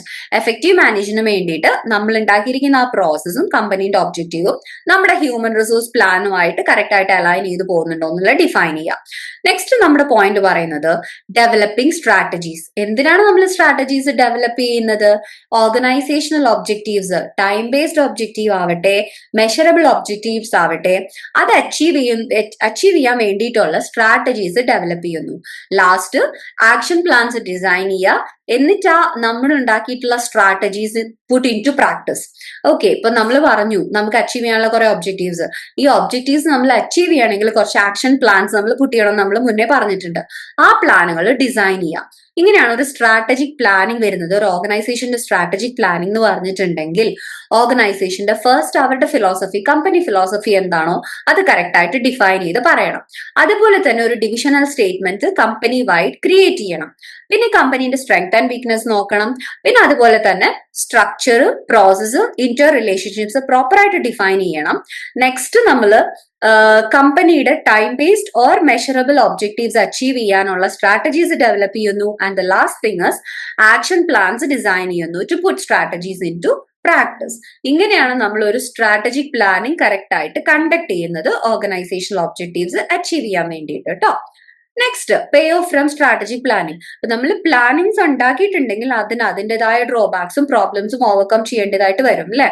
ഇനി പേ ഓഫ് ഫ്രം സ്ട്രാറ്റജിക് പ്ലാനിങ് കൊണ്ട് പറയുന്നത് അതിന്റെ മെയിൻ ബെനിഫിറ്റ് എന്താ, ഒരു ഓർഗനൈസേഷന്റെ മെയിൻ ബെനിഫിറ്റ് എന്താ? ഒരു പ്രോപ്പർ സ്ട്രാറ്റജിക് പ്ലാനിങ് ഉണ്ടെങ്കിൽ നമ്മൾ പറയുന്നത് ഗ്രോത്ത് ആണ്, അതിന്റെ ഗ്രോത്ത് ആണ് പറയുന്നത്. ഓർഗനൈസേഷന്റെ ഗ്രോത്ത് എന്താണെന്ന് പറയുക, ഒരു പ്രോപ്പർ സ്ട്രാറ്റജിക് പ്ലാനിങ് ഉണ്ടെന്നുണ്ടെങ്കിൽ സംഭവിക്കുന്നത് എന്താന്ന് വെച്ചാൽ അവിടെ കോസ്റ്റ് കട്ടിങ്ങിന് പകരം മാനേജേഴ്സ് ആലോചിക്കുന്നത് പുതിയ ഓപ്പർച്യൂണിറ്റീസിനെ പറ്റിയിട്ടാണ്. കാരണം എന്താ, they have A proper plan. അപ്പൊ ജസ്റ്റ് കോസ്റ്റ് കട്ടിങ് മാത്രമല്ല അവർ നോക്കുന്നത്, അവർ കറക്റ്റ് ആയിട്ട് ന്യൂ ഓപ്പർച്യൂണിറ്റീസ് എന്താന്നുള്ളതും കൂടെ നോക്കുന്നുണ്ട്. അങ്ങനെ ന്യൂ ഓപ്പർച്യൂണിറ്റീസ് കിട്ടുമ്പോൾ അവിടെ എന്താ സ്വാഭാവികമായിട്ട് സംഭവിക്കുക, ഒരു കമ്പനി വളരും അല്ലെ. കാരണം പുതിയ പുതിയ ഓപ്പർച്യൂണിറ്റീസ് കിട്ടുമ്പോൾ ഒരു കമ്പനിക്ക് വളരാനുള്ള സാധ്യത കൂടുതലാണ്. അപ്പൊ സ്ട്രാറ്റജിക് പ്ലാനിങ്ങിന്റെ മെയിൻ ബെനിഫിറ്റ് എന്ന് പറയുന്നത് എന്താ, it helps to grow the organisation. ഇനി അതിന്റെ കീ റിസ്ക് എന്താണെന്ന് അറിയോ? അൺസർട്ടനിറ്റി. നമ്മൾ പറഞ്ഞു സ്ട്രാറ്റജിക് പ്ലാനിംഗ് എന്ന് പറയുമ്പോൾ നമ്മൾ ഫോക്കാസ്റ്റ് ചെയ്യുന്നത് എന്താ, ഫ്യൂച്ചർ ഡിമാൻഡ് ആൻഡ് സപ്ലൈ ആണല്ലേ. ഈ ഫ്യൂച്ചർ എന്ന് പറയുന്ന സംഗതി തന്നെ ഭയങ്കര അൺസർട്ടൺ ആയിട്ടുള്ളതാണ്. നമുക്കറിയില്ല ഫ്യൂച്ചറിൽ എന്താ സംഭവിക്കുക, അൺപ്രഡിക്റ്റബിൾ ആയിട്ടുള്ള ക്വിക്ക് ചേഞ്ചസ് ആയിരിക്കും ഉണ്ടാവുക അല്ലെ. സോ നമുക്ക് പ്രോപ്പർ ആയിട്ട് ഒരു ഐഡിയ ഉണ്ടാവില്ല. അപ്പൊ അതെന്ന് പറയുന്നത് അതിന്റെ മെയിൻ റിസ്ക് എന്ന് പറയുന്നത് അൺസർട്ടനിറ്റി തന്നെയാണ്. അപ്പൊ ആ ഒരു അൺസർട്ടനിറ്റി നമ്മൾ ഈ റിസ്കിനെ എങ്ങനെയാണ് മിറ്റിഗേറ്റ് ചെയ്യുന്നത്, എങ്ങനെയാണ് നമ്മൾ ഓവർകം ചെയ്യുന്നത് നോക്കിക്കേ. നമ്മൾ എല്ലാവരും ഇൻവോൾവ് ചെയ്യണം, from front line supervisors to customers. ഒരു ഓർഗനൈസേഷന്റെ സ്ട്രാറ്റജിക് പ്ലാനിങ് കൊണ്ടുവരുമ്പോൾ നമ്മൾ നമ്മുടെ ഫ്രണ്ട് ലൈൻ സൂപ്പർവൈസേഴ്സിനെ തൊട്ട് കസ്റ്റമേഴ്സിനെ വരെ ഇൻവോൾവ് ചെയ്തിട്ട് വേണം നമ്മളൊരു ഡെസിഷൻ എടുക്കാൻ. ഈ ഫ്രണ്ട് ലൈൻ സൂപ്പർവൈസേഴ്സ് എന്ന് പറഞ്ഞിട്ടുണ്ടെങ്കിൽ ഇപ്പൊ ലൈക്ക് ഡിവിഷണൽ ഹെഡ് ഇല്ലേ, അവരെയൊക്കെയാണ് നമ്മൾ ഫ്രണ്ട് ലൈൻ സൂപ്പർവൈസേഴ്സ് എന്ന് പറയുന്നത്. അതായത് എംപ്ലോയീസ് തന്നെ ഒരു ഗ്രൂപ്പ് ഓഫ് എംപ്ലോയീസിനെ മാനേജ് ചെയ്യാം, അങ്ങനെയുള്ളവരെയാണ് നമ്മൾ ഫ്രണ്ട് ലൈൻ സൂപ്പർവൈസേഴ്സ് എന്ന് പറയുന്നത്. അപ്പൊ ഒരു ഡിപ്പാർട്ട്മെന്റ് ഹെഡ് എന്ന് പറഞ്ഞിട്ടുണ്ടെങ്കിൽ ആ ഡിപ്പാർട്ട്മെന്റിൽ എന്ത് നടക്കുന്നു എന്ന് കറക്റ്റ് ആയിട്ട് അവർക്ക് അറിയാൻ പറ്റും, ഡീറ്റെയിൽ ഒരു സ്ട്രക്ചർ അവർക്ക് അറിയാൻ പറ്റും. അതുകൊണ്ടാണ് അവരെ കൂടെ ഇൻവോൾവ് ചെയ്തിട്ട് ഡിസിഷൻ എടുക്കാൻ വേണ്ടിയിട്ട് പറയുന്നത്. അപ്പൊ നമുക്ക് അൺസർട്ടനിറ്റീസ് അത്രയും കുറയ്ക്കാനായിട്ട് സാധിക്കും. പിന്നെ പറയുന്നത് എന്താ, ready to adjust your plans mid stream. ഇപ്പൊ നമ്മളൊരു ഡിസിഷൻ എടുക്കുമ്പോൾ അത് ഫ്ലെക്സിബിൾ ആയിരിക്കണം, നമ്മുടെ പ്ലാൻസ് എപ്പോഴും ഫ്ലെക്സിബിൾ ആയിരിക്കണം, റിജിഡ് ആവാൻ പാടില്ല. കാരണം നമ്മൾ അൺസർട്ടൺ ആയിട്ടുള്ള ഒരു ഫ്യൂച്ചർ സിറ്റുവേഷനെ മുന്നിൽ കണ്ടുകൊണ്ട് എടുക്കുന്ന പ്ലാൻ അല്ലേ. അപ്പൊ എന്ത് വേണമെങ്കിലും സംഭവിക്കാം. നമ്മൾ അൺഎക്സ്പെക്റ്റഡ് ആയിട്ടുള്ള എന്തെങ്കിലും ഒരു കാര്യം സംഭവിച്ചാൽ നമ്മുടെ പ്ലാനിങ് അതിനനുസരിച്ച് നമുക്ക് ഇൻ ബിറ്റ്വീൻ മാറ്റാൻ പറ്റണം. എവിടെയാണോ അതിനൊരു പ്രശ്നം നമ്മൾ ഫേസ് ചെയ്യുന്നത് അവിടെ വെച്ച് നമുക്ക് അതിനെ മാറ്റാൻ പറ്റണം. സോ അത് ഫ്ലെക്സിബിൾ ആയിരിക്കണം എന്നാണ് പറയുന്നത്. ഇഫ് മാർക്കറ്റ് കണ്ടീഷൻ ഷിഫ്റ്റ്, നമ്മുടെ മാർക്കറ്റ് കണ്ടീഷൻ എങ്ങനെ വേണമെങ്കിലും ഷിഫ്റ്റ് ആവാൻ പറ്റും. അപ്പൊ അതിനനുസരിച്ച് നമുക്ക് മിഡ് സ്ട്രീമിലാണെങ്കിൽ തന്നെ നമ്മുടെ പ്ലാൻസ് മാറ്റാൻ പറ്റുന്നതായിരിക്കണം. അടുത്തത് പറയുന്നത് ട്രെൻഡ് മാറിക്കൊണ്ടേയിരിക്കുകയാണ് അല്ലെ. അപ്പൊ എപ്പോഴും നമ്മൾ ആ ഒരു ട്രെൻഡിനെ ഒബ്സർവ് ചെയ്തുകൊണ്ടിരിക്കണം. എങ്കിൽ മാത്രമേ നമുക്ക് കറക്റ്റ് ആയിട്ട് നമ്മുടെ സ്ട്രാറ്റജിക് പ്ലാൻസ് ഇംപ്ലിമെന്റ് ചെയ്ത് പോകാൻ പറ്റൂ. അതിനുള്ള റിസ്കുകൾ നമുക്ക് കുറയ്ക്കാൻ പറ്റുള്ളൂ. ഓക്കെ, മെയിൻ ആയിട്ട് 3 കാര്യം നമ്മൾ ശ്രദ്ധിക്കുക. നമ്മുടെ സ്ട്രാറ്റജിക് പ്ലാനിങ്ങിൽ വരുന്ന പ്രോബ്ലംസ്, റിസ്ക് നമുക്ക് കുറയ്ക്കണം എന്നുണ്ടെങ്കിൽ നമ്മളെ ട്രെൻഡ് എന്താണെന്ന് കറക്റ്റ് ആയിട്ട് അനലൈസ് ചെയ്തുകൊണ്ടിരിക്കണം. അതേപോലെ തന്നെ എപ്പോഴും നമ്മുടെ പ്ലാനിങ് ഫ്ലെക്സിബിൾ ആയിരിക്കണം. വരുന്ന മാർക്കറ്റിൽ വരുന്ന ചേഞ്ചസിനനുസരിച്ച് നമുക്ക് നമ്മുടെ പ്ലാൻ മാറ്റാൻ പറ്റണം. പിന്നെ അതുപോലെ തന്നെ നമ്മൾ ഒരു ഡെസിഷൻ എടുക്കുമ്പോൾ ഫ്രണ്ട് ലൈൻ സൂപ്പർവൈസേഴ്സ് ടു കസ്റ്റമേഴ്സിനെ വരെ കൺസിഡർ ചെയ്തിട്ട് വേണം നമ്മൾ ഒരു ഡെസിഷൻ എടുക്കാൻ. ഇതൊക്കെ നമ്മുടെ അൺസർട്ടനിറ്റീസ് കുറയ്ക്കാൻ നമ്മളെ ഹെൽപ്പ് ചെയ്യും. അതാണ് പേ ഓഫ് ഫ്രം സ്ട്രാറ്റജിക് പ്ലാനിങ്ങിൽ നമ്മൾ പറയുന്നത്. ഇനി അടുത്തത് നോക്കിയേ, relationship of human resource strategy to business strategy. ഇതൊരു ഇമ്പോർട്ടന്റ് ഏരിയ ആണ് കേട്ടോ. നിങ്ങൾക്ക് ടെക്സ്റ്റ് ബുക്കിനകത്ത് ഒരു 5 പാർട്സ് ആയിട്ട് ഒരു ഇമേജ് കൊടുത്തിട്ടുണ്ട്. ആ ഇമേജ് ജസ്റ്റ് ഒന്ന് നിങ്ങൾ പഠിച്ചു വെക്കുക. കാരണം ഇതൊരു ടേം ആൻഡ് എക്സാമിന് ക്വസ്റ്റ്യൻ ചോദിച്ച ഏരിയയും കൂടിയാണ്. അപ്പൊ നമ്മൾ ഇമേജ് ഒക്കെ അതുപോലെ കൊടുക്കുമ്പോൾ എന്താണെന്ന് വെച്ചാൽ നമുക്ക് മാർക്ക് സ്കോർ ചെയ്യാനും കൂടെ കുറച്ച് എളുപ്പമാണ് കേട്ടോ. അപ്പൊ ആ ഒരു ഇമേജ് എന്തായാലും നിങ്ങളൊന്ന് നോക്കി വെക്കാം. അതിന് ഞാൻ കറക്റ്റ് ആയിട്ട് പോയിന്റ്സ് ആയിട്ട് ഇതിൽ എഴുതി തന്നിട്ടുണ്ട്. അപ്പൊ കൊടുക്കേണ്ട ഡിസ്ക്രിപ്ഷൻ എന്താണെന്നുള്ളത് കറക്റ്റ് നിങ്ങൾക്ക് ഈ നോട്ട്സ് നിന്ന് കിട്ടുന്നതായിരിക്കും. ഇപ്പോ ഹ്യൂമൻ റിസോഴ്സ് സ്ട്രാറ്റജിയും ബിസിനസ് സ്ട്രാറ്റജിയും തമ്മിലുള്ള ഒരു കണക്ഷൻ എന്താണെന്നാണ് നമ്മൾ പറയാൻ പോകുന്നത്. അത് തമ്മിൽ ഇന്റർ കണക്റ്റഡ് ആണെന്നുള്ളത് വളരെ ക്ലിയർ അല്ലേ. ഇപ്പൊ നമ്മുടെ ഓർഗനൈസേഷനിലുള്ള ഹ്യൂമൻ റിസോഴ്സ് അവർക്ക് ഇഷ്ടമുള്ള വഴിക്ക് പോകുന്നു. ബിസിനസ് സ്ട്രാറ്റജി, ബിസിനസിന്റെ ഗോള് വേറെയാണെന്നുണ്ടെങ്കിൽ നമുക്ക് നമ്മുടെ ഗോൾ അച്ചീവ് ചെയ്യാൻ പറ്റുമോ? തീർച്ചയായിട്ടും പറ്റില്ല. അപ്പൊ അവിടെ ഒരു റിലേഷൻഷിപ്പ് ഉണ്ട്, ഒരു അലൈൻമെന്റ് ഉണ്ട്, പ്രോപ്പർ ആയിട്ടുള്ള ഒരു അലൈൻമെന്റ് അവിടെ നടക്കുന്നുണ്ട്. അതെങ്ങനെയാന്നുള്ളതിന്റെ സ്റ്റെപ്സ് ആണ് കേട്ടോ നമ്മൾ ഇതിൽ പഠിക്കുന്നത്, ഈ റിലേഷൻഷിപ്പിലൂടെ പഠിക്കുന്നത്.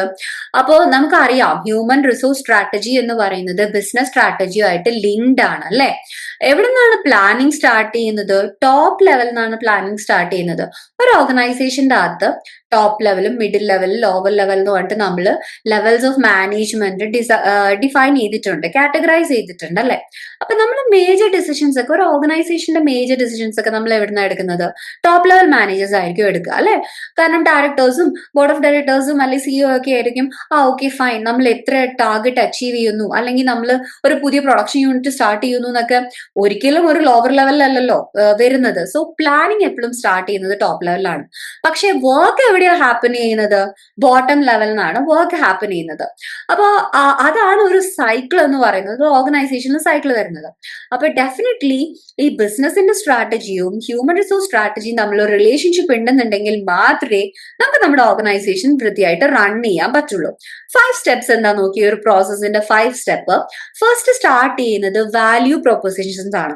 വാല്യൂ പ്രൊപ്പോസിഷൻ എന്ന് പറഞ്ഞിട്ടുണ്ടെങ്കിൽ കമ്പനിക്ക് കമ്പനിയുടേതായ കുറച്ച് വാല്യൂസ് ഉണ്ട്. അതായത് കമ്പനി എന്താണ് അച്ചീവ് ചെയ്യുന്നത്, കമ്പനിയുടെ കോമ്പറ്റീഷൻ എന്താണെന്നുള്ളത് അത് കറക്റ്റ് ആയിട്ട് ടാർഗറ്റ് ചെയ്തിട്ടാണ് നമ്മൾ പറയാം.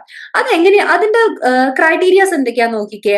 ഇന്നോവേഷൻ, അതായത് എന്തൊക്കെ ഇന്നോവേറ്റീവ് ഐഡിയാസ് ആണ് നമ്മൾ യൂസ് ചെയ്യുന്നത്. ക്വാളിറ്റി, നമ്മുടെ പ്രോഡക്റ്റിന്റെ ഒരു ക്വാളിറ്റി നമ്മൾ ഒരു ക്രൈറ്റീരിയ സെറ്റ് ചെയ്ത് വെച്ചിട്ടുണ്ടായിരിക്കും. കോസ്റ്റ്, നമ്മുടെ കോസ്റ്റ് ഓഫ് പ്രൊഡക്ഷന്റെ ബേസിൽ നമ്മളൊരു വാല്യൂ ഫിക്സ് ചെയ്തിട്ടുണ്ടായിരിക്കും. സ്പീഡ്, ഇപ്പൊ സ്പീഡ് ഓഫ് ഡെലിവറി, നമ്മുടെ കസ്റ്റമേഴ്സ് ഒരു ഡിമാൻഡ് വെച്ചിട്ടുണ്ടെങ്കിൽ, ഒരു പ്രോഡക്റ്റിന്റെ ഡിമാൻഡ് വെച്ചിട്ടുണ്ടെങ്കിൽ നമ്മൾ എത്ര സ്പീഡിലാണ് അത് സാറ്റിസ്ഫൈ ചെയ്ത് കൊടുക്കുന്നത്, നമ്മളെ കസ്റ്റമറിനെ സാറ്റിസ്ഫൈ ചെയ്യാൻ നമ്മൾ ഹെൽപ്പ് ചെയ്യുന്നത്. ആ ഒരു വാല്യൂ പ്രൊപ്പോസിഷൻ നമ്മുടെ കമ്പനി ഫസ്റ്റ് സെറ്റ് ചെയ്തിട്ടുണ്ട്. സ്റ്റാർട്ട് ചെയ്യുന്നത് ആ ഒരു വാല്യൂ പ്രൊപ്പോസിഷനിലാണ്. അതിന്റെ ക്രൈറ്റീരിയാസ് എന്ന് പറയുന്നത് ഇന്നോവേഷൻ ആയിരിക്കാം, ക്വാളിറ്റി ആയിരിക്കാം, കോസ്റ്റ് ആയിരിക്കാം, സ്പീഡ് ആയിരിക്കാം. ഓക്കെ, നെക്സ്റ്റ് എന്താ പറയുന്നത്? പിന്നെ ബിസിനസ് ഡിസൈൻ ചെയ്യുന്നത് അവരുടെ ഇന്റേണൽ പ്രോസസ് ആണ്. എങ്ങനെയാണ് ഇത് ഫംഗ്ഷൻ ചെയ്യേണ്ടത്, ഈ സ്ട്രാറ്റജീനെ എങ്ങനെയാണ് സപ്പോർട്ട് ചെയ്യേണ്ടതെന്നുള്ള ഒരു ഇന്റേണൽ പ്രോസസ്സ് കമ്പനി ഡിസൈൻ ചെയ്യാണ്. അപ്പൊ പിന്നെ പറയുന്ന പോയിന്റ് എന്താന്ന് വെച്ചാൽ, നമ്മൾ ഡിസൈൻ ചെയ്യുന്ന പ്രോസസ്സ് ഒരു നല്ല പ്രോസസ് ആണെങ്കിൽ, നമുക്കൊരു പ്രഷർ സിറ്റുവേഷൻ കൂടി ആണെങ്കിലും നമുക്ക് നമ്മുടെ കസ്റ്റമേഴ്സിനെ ഹാപ്പി ആക്കി വെക്കാൻ സാധിക്കും. ഓക്കെ, അതാണ് തേർഡ് പോയിന്റിൽ പറയുന്നത്. ഫോർത്ത് എന്താ പറയുന്നത് വെച്ചാൽ, അങ്ങനെ നമ്മുടെ ഒരു ഡിഫിക്കൽട്ട് സിറ്റുവേഷനിൽ നമുക്ക് നമ്മുടെ കമ്പനിയിൽ അല്ലെങ്കിൽ നമുക്ക് നമ്മുടെ കസ്റ്റമേഴ്സിനെ ഹാപ്പി ആക്കി വെക്കാൻ പറ്റുകയാണെങ്കിൽ അതിന് നമ്മൾ വിളിക്കുന്നതാണ് മൊമെന്റ് ഓഫ് ട്രൂത്ത് എന്ന് പറയുന്നത്. അതായത് ഒരു ഡിഫിക്കൽട്ട് ഡിഫിക്കൽട്ട് സിറ്റുവേഷൻ നമ്മൾ ഹാൻഡിൽ ചെയ്ത് നമ്മുടെ കസ്റ്റമേഴ്സ് ഹാപ്പി ആയാൽ we can call it A moment of truth എന്ന് പറയുന്നത്. ഇനി പീപ്പിളുടെ ഈ മൊമെന്റ് ഓഫ് ട്രൂത്ത് നമുക്ക് കിട്ടണമെങ്കിൽ, അത് സാധിക്കണം എന്നുണ്ടെങ്കിൽ നമ്മൾ നമ്മളെ എംപ്ലോയീസിന് പ്രൊവൈഡ് ചെയ്യേണ്ട 3 സംഗതികളാണ്. ഒന്ന് കേപ്പബിലിറ്റി, ഒന്ന് ഓപ്പർച്യൂണിറ്റി ആൻഡ് മോട്ടിവേഷൻ. നമ്മുടെ എംപ്ലോയീസിന് പ്രോപ്പർ കേപ്പബിലിറ്റി വേണം, അവർക്ക് നല്ല ഓപ്പർച്യൂണിറ്റീസ് നമ്മൾ പ്രൊവൈഡ് ചെയ്യണം, ഇനഫ് മോട്ടിവേഷൻ നമ്മൾ അവർക്ക് കൊടുക്കണം. ഇത് നമ്മൾ വിളിക്കുന്നതാണ് പീപ്പിൾ കോം. ഓക്കെ, അപ്പോ ഞാൻ പറയുകയാണെങ്കിൽ നമ്മുടെ പീപ്പിൾ കോം ഇംപ്രൂവ് ചെയ്യുക. കമ്പനീന്റെ മെയിൻ ഇന്റൻഷൻ എന്താ? നമ്മുടെ കസ്റ്റമേഴ്സിനെ സാറ്റിസ്ഫൈ ചെയ്യുക എന്നുള്ളതല്ലേ. അപ്പൊ നമ്മുടെ ബിസിനസ് സ്ട്രാറ്റജി എന്ന് പറയുന്നത്, നമ്മുടെ ഒബ്ജക്റ്റീവ് എന്ന് പറയുന്നത് കസ്റ്റമർ സാറ്റിസ്ഫാക്ഷനിലാണ് വന്ന് നിൽക്കുന്നത്. അപ്പൊ ഈ കസ്റ്റമർ സാറ്റിസ്ഫൈ ചെയ്യാൻ നമ്മളിനെ ആരാ ഏറ്റവും കൂടുതൽ സപ്പോർട്ട് ചെയ്യേണ്ടത്? നമ്മുടെ ഹ്യൂമൻ റിസോഴ്സ്, നമ്മുടെ ഓർഗനൈസേഷനിലുള്ള നമ്മുടെ ഹ്യൂമൻ റിസോഴ്സ് ആണ് നമ്മളെ സപ്പോർട്ട് ചെയ്യേണ്ടത്. അപ്പോ ടു ഇംപ്രൂവ് പീപ്പിൾ കോം കമ്പനിക്ക് എന്താണ് വേണ്ടത്? മെയിൻ ആയിട്ട് എന്താണ് വേണ്ടത്? ഒരു നല്ല ഹ്യൂമൻ റിസോഴ്സിന്റെ ബണ്ടിലാണ് വേണ്ടത്. ശരിക്കും സ്മാർട്ട് ആയ, എഫിഷ്യന്റ് ആയ ഒരു ഹ്യൂമൻ റിസോഴ്സിന്റെ ഗ്രൂപ്പാണ് നമുക്ക് വേണ്ടത് പീപ്പിൾ കോം അച്ചീവ് ചെയ്യാൻ. ആ പോകുന്ന സൈക്കിൾ എങ്ങനെയാന്ന് ഇപ്പൊ ഞാൻ പറഞ്ഞില്ലേ, നിങ്ങളുടെ ബുക്കിൽ ഒരു 5 സ്റ്റെപ്പായിട്ട് പറഞ്ഞിട്ടുള്ളതിന് നമ്മൾ താഴെ നിന്നാണ് സ്റ്റാർട്ട് ചെയ്യുന്നതെന്ന് പറഞ്ഞു. ഫംഗ്ഷൻ ചെയ്യുന്നത് എപ്പോഴും എവിടെയാ? പ്ലാനിങ് ടോപ്പ് ലെവലിലാണെങ്കിൽ ഫംഗ്ഷൻ ചെയ്യുന്നത് എവിടെന്നാ? ലോവർ ലെവലാ. ഫസ്റ്റ് എന്താ വരുന്നത്? HR ബണ്ടിൽസ്, നമ്മളുടെ കയ്യിലുള്ള ഹ്യൂമൻ റിസോഴ്സ്. അവർ അച്ചീവ് ചെയ്യുന്നത്, അല്ലെങ്കിൽ അവരുടെ ടാർഗറ്റ് എന്ന് പറയുന്നത് എന്താ? ടു പീപ്പിൾ കോം, നമ്മുടെ കസ്റ്റമേഴ്സിനെ ഹാപ്പി ആക്കി വെക്കുക എന്നുള്ളതാണ് അല്ലെ. അതിനുവേണ്ടി അവർക്ക് കൊടുക്കണം, നമ്മൾ പ്രൊവൈഡ് ചെയ്തത് എന്താണ്? Capability, opportunity and motivation. അങ്ങനെ നമ്മൾ ടു പീപ്പിൾ കോം നമ്മൾ അവരെ ഹാപ്പി ആക്കാൻ വേണ്ടിയിട്ട് കൊടുക്കുന്നു, നമ്മൾ എംപ്ലോയീസിന് പ്രൊവൈഡ് ചെയ്യുന്നു. അവിടെ നമുക്ക് കിട്ടുന്ന റിസൾട്ട് എന്താ? Moment of truth. നമ്മുടെ എംപ്ലോയീസ്, നമ്മുടെ കസ്റ്റമേഴ്സ് ഹാപ്പി ആവാണ് അല്ലെ. നമ്മുടെ എംപ്ലോയീസ് പ്രോപ്പർ ആയിട്ട് വർക്ക് ചെയ്യുമ്പോൾ നമ്മുടെ കസ്റ്റമേഴ്സ് സാറ്റിസ്ഫൈ ആവുന്നു. അതിലൂടെ നമ്മൾക്ക് എന്ത് സംഭവിക്കുന്നു? Good business process. ആ ഒരു പ്രോസസ്സ് നന്നായിട്ട് ഗുഡ് ആയിട്ട് പോകുന്നു.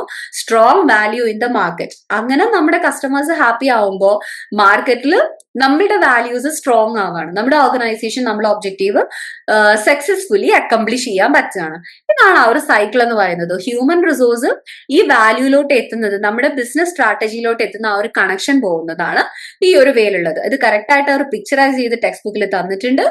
ഈ കോൺസെപ്റ്റും കൂടെ വായിച്ച് കറക്റ്റ് ആയിട്ട് മനസ്സിലാക്കി കഴിഞ്ഞാൽ ഈസി ആയിട്ട് കിട്ടുന്ന ഒരു കോൺസെപ്റ്റ് ആണ് കേട്ടോ.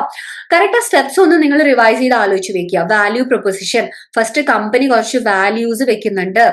അതായത് നമ്മൾ എന്താണ് അച്ചീവ് ചെയ്യുന്നത്, അല്ലെങ്കിൽ നമ്മൾ എന്താണ് നമ്മുടെ കസ്റ്റമേഴ്സിന് കൊടുക്കുന്നത് എന്നുള്ള ഒരു വാല്യൂ പ്രൊപ്പോസിഷൻ നമ്മൾ വെക്കുന്നു. അത് അച്ചീവ് ചെയ്യാൻ വേണ്ടിയിട്ട് ഒരു ഇന്റേണൽ പ്രോസസ്സ് നമ്മൾ ക്രിയേറ്റ് ചെയ്യുന്നു.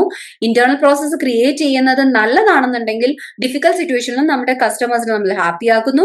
അങ്ങനെ നമ്മുടെ കസ്റ്റമേഴ്സ് ഹാപ്പി ആണെങ്കിൽ it's called moment of truth. ഈ മൊമെന്റ് ഓഫ് ട്രൂത്ത് കിട്ടണമെന്നുണ്ടെങ്കിൽ എംപ്ലോയീസിന് നമ്മൾ പ്രൊവൈഡ് ചെയ്യേണ്ട 3 സംഗതികളാണ്: കേപ്പബിലിറ്റി, ഓപ്പർച്യൂണിറ്റി ആൻഡ് മോട്ടിവേഷൻ. അതിന് നമ്മൾ വിളിക്കുന്നതാണ് പീപ്പിൾ കോം. ഈ പീപ്പിൾ കോം നമുക്ക് കിട്ടിക്കഴിഞ്ഞിട്ടുണ്ടെങ്കിൽ നമ്മുടെ ഓർഗനൈസേഷന് ഒരു സ്ട്രോങ് വാല്യൂ മാർക്കറ്റിൽ തന്നെ അവൈലബിൾ ആവാണ്. അപ്പൊ ഹ്യൂമൻ റിസോഴ്സും ബിസിനസ് സ്ട്രാറ്റജിയും തമ്മിലുള്ള കണക്ഷൻ വരുന്ന വഴിയാണ് നമ്മൾ കൃത്യമായിട്ട് പറഞ്ഞിരിക്കുന്നത് കേട്ടോ. ഇനി ഒരു key 5 key performance work practices പറയുന്നുണ്ട് according to Poo and Williams. Just ഒന്ന് വായിച്ചു വെക്കുക, ചോദിക്കുകയാണെങ്കിൽ ജസ്റ്റ് ആഡ് ഓൺ ചെയ്ത് എഴുതിയാൽ മതി. അത്ര ഇമ്പോർട്ടന്റ് ആയിട്ടുള്ള ഒന്നും അല്ല കേട്ടോ. അപ്പൊ പെർഫോമൻസ് വർക്ക് പ്രാക്ടീസ് എന്ന് പറയുന്നത് according to Poo and Williams ആണ് കേട്ടോ. എന്തൊക്കെയാ പറയുന്നത് നോക്കിയേ. ഫസ്റ്റ് പറയുന്നത് giving employees more responsibility in flat organisation. Flat organisation എന്ന് പറഞ്ഞിട്ടുണ്ടെങ്കിൽ ഹൈറാർക്കിക്കൽ ലെവല് കുറവുള്ള ഓർഗനൈസേഷൻ ആണ് കേട്ടോ. അതായത് ഒരു ഓർഗനൈസേഷനിൽ top level, middle level, lower level എന്ന് പറഞ്ഞിട്ട് കുറെ ലെവൽസ് ഓഫ് മാനേജ്മെന്റ് ഉണ്ടാവില്ല. അത് കുറേയും കൂടി ഫ്ലാറ്റ് ആയിരിക്കും. അതായത് അവിടെ വർക്ക് ചെയ്യുന്നത് mostly same level of employees ആയിരിക്കും ഉണ്ടാവുക. അങ്ങനെയാണെന്നുണ്ടെങ്കിൽ അവർക്ക് മോർ റെസ്പോൺസിബിലിറ്റീസ് ഓർഗനൈസേഷനിൽ പ്രൊവൈഡ് ചെയ്യുക. അപ്പം വർക്ക് പ്രാക്ടീസ്, അവരുടെ പെർഫോമൻസ് ഹൈ ആവും എന്നാണ് പോ ആൻഡ് വില്യംസ് പറയുന്നത്. ഇനി അതുപോലെ തന്നെ വർക്ക് പെർഫോമൻസ് ഹൈ ആക്കാൻ വേണ്ടിയിട്ട് അടുത്ത പറയുന്നത് എന്താന്ന് വെച്ചിട്ടുണ്ടെങ്കിൽ ലൈൻ മാനേജേഴ്സ് ഇല്ലേ, അവർക്ക് കൂടുതൽ ഇമ്പോർട്ടൻസ് കൊടുക്കുക. ഞാൻ പറഞ്ഞു ലൈൻ മാനേജേഴ്സ് എന്ന് പറയുന്നത് ഒരു ഓർഗനൈസേഷന്റെ ടോട്ടൽ ഡിപ്പാർട്ട്മെന്റിന്റെ വർക്കാണ് നോക്കുന്നത്. ഒരു എംപ്ലോയി തന്നെ ബാക്കിയുള്ള എംപ്ലോയീസിന്റെ വർക്കാണ് നോക്കുന്നത്. അവർക്ക് കുറച്ചുകൂടെ നല്ല ധാരണയുണ്ട് ആ ഒരു ഡിപ്പാർട്ട്മെന്റ് എങ്ങനെയാ വർക്ക് ചെയ്യുന്നത്. അപ്പൊ റെസ്പോൺസിബിലിറ്റീസ് നമ്മൾ അവർക്ക് കൊടുക്കുകയാണെങ്കിൽ, അവരിനെ കൂടുതൽ എംഫസൈസ് ചെയ്യുകയാണെങ്കിലും നമുക്ക് എന്ത് കിട്ടും? നല്ലൊരു ഹൈ വർക്ക് പെർഫോമൻസ് നമുക്ക് കാണാൻ പറ്റും. പിന്നെ പറയുന്നത് മേക്ക് ലേണിംഗ് എ പ്രയോറിറ്റി. പഠിക്കുക, ലേൺ ചെയ്യുക, പുതിയ കാര്യങ്ങൾ ലേൺ ചെയ്യുക ഒരു പ്രയോറിറ്റി ആയി മാറ്റണം. അപ്പോഴും വർക്ക് പെർഫോമൻസ് ഹയർ വരും. പിന്നെ പറയുന്നത് ഈ ഡിസിഷൻ മേക്കിംഗ് ഡീസെൻട്രലൈസ് ചെയ്യുക. എല്ലാം കൂടെ ടോപ്പ് ലെവൽ മാത്രമേ ഡിസൈഡ് ചെയ്യൂ, ബാക്കിയുള്ള ലെവൽസ് ഒന്നും ഡിസിഷൻ മേക്കിങ്ങിൽ പാർട്ടിസിപ്പേറ്റ് ചെയ്യുന്നില്ല എന്നുണ്ടെങ്കിൽ കുറെ കൂടെ ലാഗ് വരും അല്ലെ, നമുക്കൊരു ഡിസിഷൻ എടുക്കാൻ കുറെ കൂടെ ലാഗ് വരും. അപ്പൊ നമ്മളുടെ ഡിസിഷൻ മേക്കിംഗ് എന്നുള്ളത് കുറച്ചുകൂടെ ഡീസെൻട്രലൈസ് ചെയ്ത് കൊടുക്കുക, എല്ലാ ലെവലിലോട്ടും നമ്മൾ അതിന് ഡിവൈഡ് ചെയ്ത് കൊടുക്കുക. പിന്നെ പറയുന്നത് എന്താ, പെർഫോമൻസ് മെഷേഴ്സ് ഇല്ലേ, എംപ്ലോയീസിന്റെ പെർഫോമൻസ് മെഷേഴ്സ് കമ്പനി സക്സസിൽ ലിങ്ക് ചെയ്യണം. ഓക്കെ, അപ്പോഴാണ് നമുക്ക് കറക്റ്റ് ആയിട്ട് ഓരോ തവണ മെഷർ ചെയ്യുമ്പോഴും എത്രത്തോളം നമ്മൾ കമ്പനി സക്സസ്, നമുക്ക് ഓർഗനൈസേഷൻ ഗോൾസ് അച്ചീവ് ചെയ്യാൻ പറ്റിയിട്ടുണ്ട് എന്നുള്ളത് മനസ്സിലാക്കുക. അപ്പൊ ഈ ഒരു 5 ഫാക്ടേഴ്സ് നമ്മൾ ശ്രദ്ധിക്കുകയാണെന്നുണ്ടെങ്കിൽ കുറച്ചുകൂടെ നല്ലൊരു വർക്ക് പെർഫോമൻസ് നമുക്ക് ഓർഗനൈസേഷനിൽ കാണാൻ സാധിക്കും എന്നാണ് പോവൻ വില്യംസ് പറയുന്നത് കേട്ടോ. ഇനി നെക്സ്റ്റ് നോക്കിക്കേ, നമ്മൾ HR പ്ലാനിങ് ചെയ്യുമ്പോൾ, ഹ്യൂമൻ റിസോഴ്സ് പ്ലാൻ ചെയ്യുമ്പോൾ നമ്മൾക്ക് 2 ക്വസ്റ്റ്യൻസിന് ആൻസർ വേണം കേട്ടോ. കാരണം വെറുതെ നമുക്ക് ഹ്യൂമൻ റിസോഴ്സ് പ്ലാനിങ് പറ്റില്ല. ഒന്ന് നമ്മൾ നോക്കുന്നത് എന്താണെന്ന് പറയുക, first important question, in future നമുക്ക് എന്ത് കൈൻഡ് ഓഫ് വർക്കേഴ്സ് ആണ് ആവശ്യമുള്ളത്, അത് കറക്റ്റ് ആയിട്ട് അറിയെങ്കിലല്ലേ നമുക്ക് പ്രോപ്പർ പ്ലാൻ ചെയ്യാൻ പറ്റുള്ളൂ. അപ്പം നമുക്ക് നമ്മുടെ റിക്വയർമെന്റ് എന്താ, നീഡ് എന്താന്നുള്ളത് കറക്റ്റ് ആയിട്ട് നമുക്ക് അറിയണം. അതുപോലെ തന്നെ നമ്മൾക്ക് നോക്കണം, നമ്മുടെ കയ്യിലുള്ള വർക്കേഴ്സ് എന്ന് പറയുന്നത് റൈറ്റ് സ്കില്ല് ഉള്ള റൈറ്റ് പീപ്പിൾ ആണോ, നമ്മുടെ ജോലിക്ക് ആവശ്യമുള്ള സ്കില്ലോട് കൂടിയ ആളുകളാണോ നമ്മുടെ കയ്യിലുള്ളത്, ശരിയായ ആളുകളാണോ നമ്മുടെ കയ്യിലുള്ളത് എന്നുള്ളതും നമ്മൾ ഈ 2 ക്വസ്റ്റ്യൻസിനും കറക്റ്റ് ആയിട്ട് നമുക്ക് ആൻസർ ഉണ്ടെങ്കിലാണ് നമുക്ക് ഹ്യൂമൻ റിസോഴ്സ് പ്ലാനിങ് കറക്റ്റ് ആയിട്ട് ചെയ്യാൻ പറ്റുക. പക്ഷേ അത് ഹാർഡ് ആണെന്ന് അവരത് പറയുന്നുണ്ട്. എന്തുകൊണ്ടാണ് ഹാർഡ് ആവുന്നത്, നമ്മൾ ഹ്യൂമൻ റിസോഴ്സ് പ്ലാനിങ് എന്ന് പറയുന്നതേ നമ്മൾ പറഞ്ഞു ഫ്യൂച്ചറിലോട്ടുള്ള ഒരു കാര്യമാണ് നമ്മൾ ഡിസൈഡ് ചെയ്യുന്നത്. ഈ ഫ്യൂച്ചർ എന്ന് പറയുന്നത് അൺസർട്ടൺ ആണ്, നമുക്ക് കറക്റ്റ് ആയിട്ട് പ്രിഡിക്റ്റ് ചെയ്യാൻ പറ്റില്ല വാട്ട് ഗോണ ഹാപ്പൻ. അപ്പോ അതുകൊണ്ട് തന്നെ ഇത് ഹാർഡ് ആണ്. റീസൺസ് എന്തൊക്കെയാ പറയുന്നത് നോക്കിക്കേ. ഒന്ന്, ടെക്നോളജി ചേഞ്ച് ചെയ്തുകൊണ്ടിരിക്കുകയാണ് അല്ലെ, നമ്മുടെ ടെക്നോളജീസ് ഒക്കെ ഇപ്പൊ ഫാസ്റ്റ് ആയിട്ടാണ് ഗ്ലോബലൈസേഷൻ വന്നപ്പോൾ ന്യൂ ടെക്നോളജീസ് ഇംപ്ലിമെന്റേഷൻ വരുന്നത് അല്ലെ. അപ്പൊ റാപ്പിഡ് ചേഞ്ചസ് വരാം. അപ്പൊ അത് കാരണം നമ്മുടെ ഡിസിഷൻ മേ ബി റോങ് ആവാം. പിന്നെ അതുപോലെ തന്നെ ബിസിനസ് മോർ കോംപ്ലക്സ് ആവാണ്, അപ്പോഴും നമ്മുടെ ഡിസിഷൻ ഡിലേ ആവാം. ഗ്ലോബൽ കോമ്പറ്റീഷൻ ഞാൻ നേരത്തെ പറഞ്ഞ പോയിന്റ് തന്നെ. പിന്നെ ലോസ് ആൻഡ് സോഷ്യൽ ചേഞ്ചസ്, ഇപ്പൊ നമുക്കറിയാം നമ്മുടെ ലോസ് ഒക്കെ മാറിക്കൊണ്ടിരിക്കുകയാണ്. എത്ര പെട്ടെന്ന് പുതിയ പുതിയ ലോസ് വരുന്നത്, ഇംപ്ലിമെന്റ് ചെയ്യുന്നത്. അപ്പൊ അതുകൊണ്ട് തന്നെ നമ്മൾ എങ്ങനെയൊക്കെ പ്ലാൻ ചെയ്താലും അതിന് അതിൻ്റെതായ ബുദ്ധിമുട്ടുണ്ട് കേട്ടോ. അതുകൊണ്ട് തന്നെ നമ്മുടെ പ്ലാനിങ് എന്ന് പറയുന്നത് കുറച്ചുകൂടെ നമ്മൾ മുൻകൂട്ടി കണ്ടിട്ട് വേണം ചെയ്യാൻ എന്നാണ് പറയുന്നത്. ഓക്കെ, പ്ലാൻ എ ഹെഡ് എന്നാണ് പറയുന്നത്. ഇൻ ഫ്യൂച്ചർ നമുക്ക് പ്രോബ്ലംസ് ഉണ്ട്, നമുക്ക് കുറെ ഡിഫിക്കൽട്ടീസ് ഉണ്ട്. അപ്പൊ ആ ഡിഫിക്കൽട്ടീസിനെയും കൂടെ മുൻകൂട്ടി കണക്കാക്കിയിട്ട് വേണം നമ്മൾ HR പ്ലാനിങ് ചെയ്യാൻ വേണ്ടിയിട്ട്. ഇനി HR പ്ലാനിങ്ങിന് മെയിൻ ആയിട്ട് 2 ഭാഗങ്ങളാണ് കേട്ടോ പറയുന്നത്. ഒന്ന് ഫോർകാസ്റ്റ്, ഒന്ന് ആക്ഷൻ പ്ലാൻസ്. ഫോർകാസ്റ്റ് എന്ന് പറഞ്ഞാൽ എന്താ, ഞാൻ വീണ്ടും പറയുകയാണ്, നമ്മൾ പ്രെഡിക്റ്റ് ചെയ്യാണ് നമുക്ക് എത്രത്തോളം ഇൻ ഫ്യൂച്ചർ നമുക്ക് എത്രത്തോളം എംപ്ലോയീസിന് ആവശ്യമുണ്ട്, അവർക്ക് ആവശ്യമുള്ള സ്കിൽ എന്താണ്, എത്ര നമ്പർ ഓഫ് പീപ്പിൾ ആണ് നമുക്ക് ആവശ്യമുള്ളത് എന്നുള്ളത് നമ്മൾ പ്രെഡിക്റ്റ് ചെയ്യുന്നതിനാണ് നമ്മൾ ഫോർകാസ്റ്റിംഗ് എന്ന് പറയുന്നത്.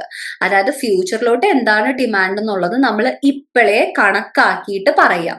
ഓക്കെ, അതിനെയാണ് നമ്മൾ ഫോർകാസ്റ്റിംഗ് പറയുന്നത്. അടുത്തത് എന്താ വരുന്നത്, ആക്ഷൻ പ്ലാൻസ് ആണ് ഹ്യൂമൻ റിസോഴ്സ് പ്ലാനിങ്ങിൽ. ആക്ഷൻ പ്ലാൻ എന്താ, നമുക്ക് എത്ര ആളുകൾ ഉണ്ട് എന്നുള്ളത് നമ്മൾ ഫോർകാസ്റ്റ് ചെയ്ത് കഴിഞ്ഞാൽ പിന്നെ നമ്മൾ അവരിന് കണ്ടുപിടിക്കാനുള്ള സ്റ്റെപ്സ്, അതേപോലെ തന്നെ റൈറ്റ് പീപ്പിൾ ആണോ നമ്മൾ കണ്ടുപിടിച്ചിട്ടുള്ളത്, നമ്മൾ ഹയർ ചെയ്തത് റൈറ്റ് പീപ്പിൾ ആണോ എന്ന് നമ്മൾ അഷ്യൂർ ചെയ്യുക. അതിനുള്ള സ്റ്റെപ്സ് ആൻഡ് പ്രോഗ്രാംസ് ആണ് ആക്ഷൻ പ്ലാൻസിൽ നമ്മൾ പറയുന്നത്.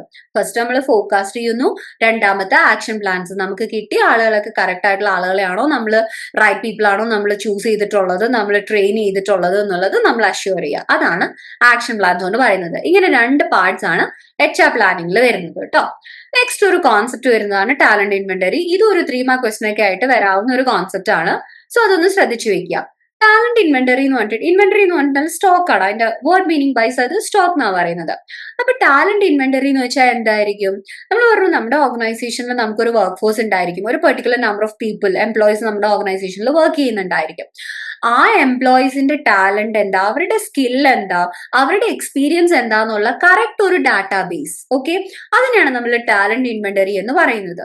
നമ്മുടെ കയ്യിലുള്ള കറണ്ട് വർക്ക് ഫോഴ്സിന്റെ എബിലിറ്റീസ് എന്താണ്, അവരുടെ വർക്ക് എക്സ്പീരിയൻസ് എന്താണ്, അവരുടെ സ്കിൽസ് എന്താണ്, അവരുടെ കരിയർ ഇൻട്രസ്റ്റ് എന്താണെന്നൊക്കെയുള്ള ഒരു ഓർഗനൈസ്ഡ് ഡാറ്റാബേസിനാണ് നമ്മൾ ടാലന്റ് ഇൻവെന്ററി എന്ന് പറയുന്നത്.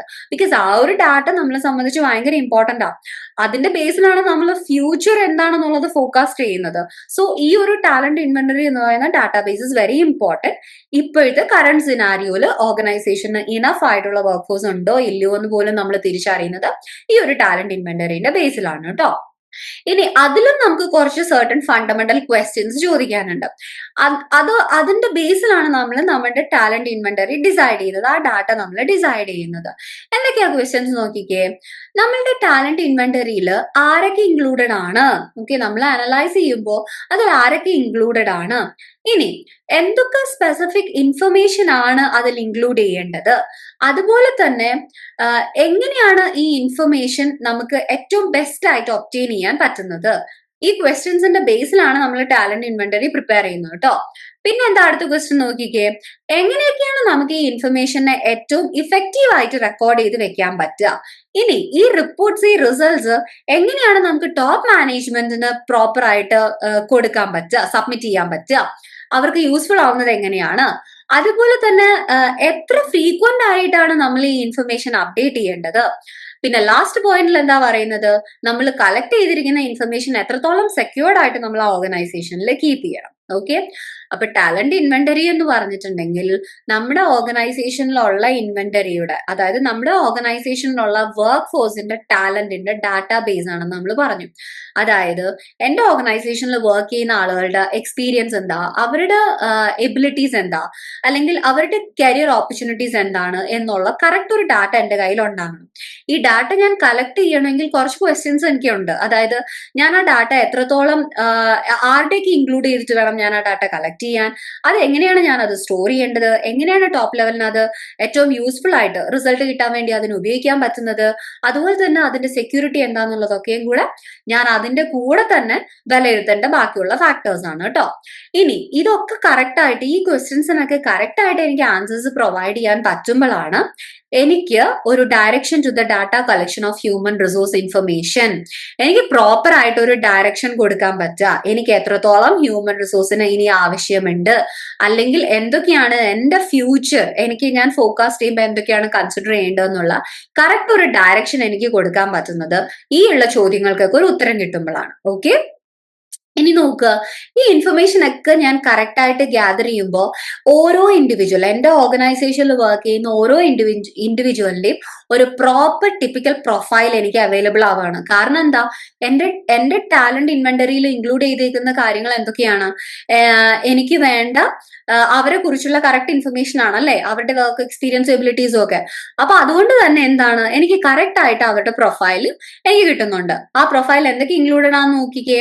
അവരുടെ language skills, training, development programmes they attended, അതുപോലെ തന്നെ അവരുടെ current and previous position in the organisation, അവരുടെ വർക്ക് എക്സ്പീരിയൻസ്, അവരുടെ എഡ്യൂക്കേഷൻ, അവർക്ക് കിട്ടിയിട്ടുള്ള അവാർഡ്, ഈ എല്ലാ ഡാറ്റാസും എനിക്ക് വൃത്തിയായിട്ട് അവരുടെ പ്രൊഫൈൽ എനിക്ക് കറക്റ്റ് ആയിട്ട് ടാലന്റ് ഇൻവെന്ററിയിൽ കിട്ടുന്നുണ്ട്.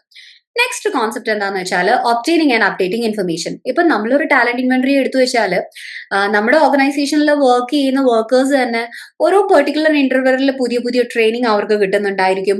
അതുപോലെ തന്നെ ചിലപ്പോൾ അവർ ഫെർദർ എന്തെങ്കിലുമൊക്കെ ഫെർദർ കോഴ്സസ് അവർ പഠിക്കുന്നുണ്ടായിരിക്കും. അവരുടെ ഇൻഫർമേഷൻ, അവരുടെ ക്വാളിഫിക്കേഷൻസ് അവർ ഇംപ്രൂവ് ചെയ്യുന്നുണ്ടായിരിക്കും. അപ്പൊ അങ്ങനെ അവർ ഓരോ കാര്യം അച്ചീവ് ചെയ്യുമ്പോൾ എന്റെ ഈ ടാലന്റ് ഇൻവെന്ററിയിൽ ഞാനത് അപ്ഡേറ്റ് ചെയ്യണ്ടേ, എന്നാലല്ലേ എനിക്ക് കറക്റ്റ് ഇൻഫർമേഷൻ, അപ്പുള്ള സിനാരിയോയിലുള്ള കറക്റ്റ് ഇൻഫർമേഷൻ എനിക്ക് അവൈലബിൾ ആവുള്ളൂ. അപ്പൊ അതുകൊണ്ട് തന്നെ ആ ഒരു കറക്റ്റ് ആയിട്ട് ഒരു അപ്ഡേഷൻ അതിന് ആവശ്യമാണ് കേട്ടോ. ഈ അപ്ഡേഷൻ ഒരു സ്റ്റാൻഡർഡൈസ് അപ്ഡേറ്റ് ഫോം എംപ്ലോയീസിന് ഒരു പീരിയോഡിക് ഇന്റർവെൽസ് നമ്മൾ കൊടുക്കുന്നുണ്ട്. അതായത് ചിലപ്പോൾ അതൊരു 6 months ആയിരിക്കാം, അല്ലെങ്കിൽ ഒരു 1 year ആയിരിക്കാം. ആ ഒരു പെർട്ടിക്കുലർ ഇന്റർവെല്ലിൽ ഒരു സ്റ്റാൻഡർഡൈസ് അപ്ഡേറ്റ് ഫോം ഞാൻ കൊടുക്കുന്നുണ്ട്. അപ്പൊ അങ്ങനെ കൊടുത്തു കഴിയുമ്പോൾ എന്താണ്, എംപ്ലോയീസിൽ അത് ഫില്ല് ചെയ്യാണ് കേട്ടോ, അവരുടെ കറക്റ്റ് ഇൻഫർമേഷൻസ് അവർ അതിൽ ഫില്ല് ചെയ്യുന്നുണ്ട്. അത് എന്തിനു ഹെൽപ്പ് ചെയ്യുന്നുണ്ട് കമ്പനീനെ? കാൻഡിഡേറ്റ്സിന്റെ പ്രൊമോഷൻ ആവാം, അല്ലെങ്കിൽ അവർക്ക് പ്രൊവൈഡ് ചെയ്യാൻ പോകുന്ന പ്രോജക്ട്സ്, എന്തൊക്കെ പ്രോജക്ട്സ് അവർക്ക് അസൈൻ ചെയ്യാന്നുള്ളത് എനിക്ക് മനസ്സിലാവും. ട്രാൻസ്ഫർ, അവരുടെ ട്രെയിനിങ്, അവരുടെ വർക്ക് ഫോഴ്സ് പ്ലാനിങ് ഒക്കെ കറക്റ്റ് ആയിട്ട് കമ്പനിക്ക് മനസ്സിലാവാൻ വേണ്ടിയിട്ട് ഈ ഒരു അപ്ഡേഷൻ സഹായിക്കും. അതേപോലെ തന്നെ ഡെമോഗ്രാഫിക് ട്രെൻഡ് ഐഡന്റിഫൈ ചെയ്യാനും ആ അപ്ഡേഷൻ സഹായിക്കുന്നുണ്ട്. പിന്നെ പറയുന്നത് എന്താ, അതൊരു പൊട്ടൻഷ്യലി ഒരു പവർഫുൾ ടൂൾ ആണ്. എന്തിനു വേണ്ടിയിട്ടാണ്? എന്റെ കയ്യിലുള്ള ഹ്യൂമൻ റിസോഴ്സിന് പ്രോപ്പർ പ്രൊമോഷൻ കൊടുക്കാൻ വേണ്ടിയിട്ടും അതേപോലെ തന്നെ ആക്യുറേറ്റ്ലി അവർക്ക് അവരെ യൂസ് ചെയ്യാൻ വേണ്ടിയിട്ടും എനിക്ക് ആ ഒരു ഡാറ്റാസ് തന്നെ ഹെൽപ്പ് ചെയ്യുന്നുണ്ട്. ഇതൊക്കെയാണ് ഒബ്റ്റെയിനിങ് ആൻഡ് അപ്ഡേറ്റിംഗ് ഇൻഫർമേഷൻ കൊണ്ട് പറയുന്നത്. അപ്പൊ ടാലന്ററി ഇൻവെന്ററി എന്ന് പറഞ്ഞിട്ടുണ്ടെങ്കിൽ എന്റെ കയ്യിലുള്ള വർക്ക് ഫോഴ്സിന്റെ കറക്റ്റ് ഇൻവെന്ററി ആണ്, കറക്റ്റ് ഒരു ഡാറ്റാ ബേസ് ആണ്.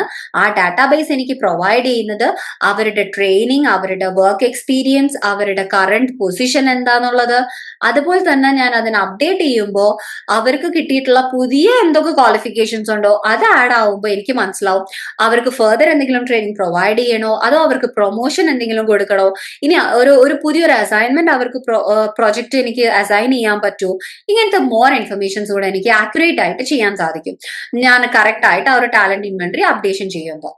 ഇത്രയും കോൺസെപ്റ്റ്സ് ആണ് ഈ ഒരു സ്ലൈഡിൽ നമ്മൾ പഠിച്ചിട്ട് പോകുന്നത്. ബാക്കിയുള്ളത് നമുക്ക് നെക്സ്റ്റ് ക്ലാസ്സിൽ പഠിക്കാം, നെക്സ്റ്റ് നോട്ട്സിൽ നമുക്ക് പഠിക്കാം. ഓക്കെ, മനസ്സിലായെന്ന് വിചാരിക്കുന്നു. കോൺസെപ്റ്റിൽ ഹ്യൂമൻ റിസോഴ്സും ബിസിനസ് സ്ട്രാറ്റജിയും തമ്മിലുള്ള കണക്ഷൻ കറക്റ്റ് ആയിട്ട് ശ്രദ്ധിക്കുക, നല്ലപോലെ പഠിക്കുക. അതുപോലെ തന്നെ ടാലന്റ് ഇൻവെന്ററി എന്നുള്ള കോൺസെപ്റ്റും നന്നായിട്ട് ഒന്നുകൂടെ പഠിക്കുക. Okay, thank you.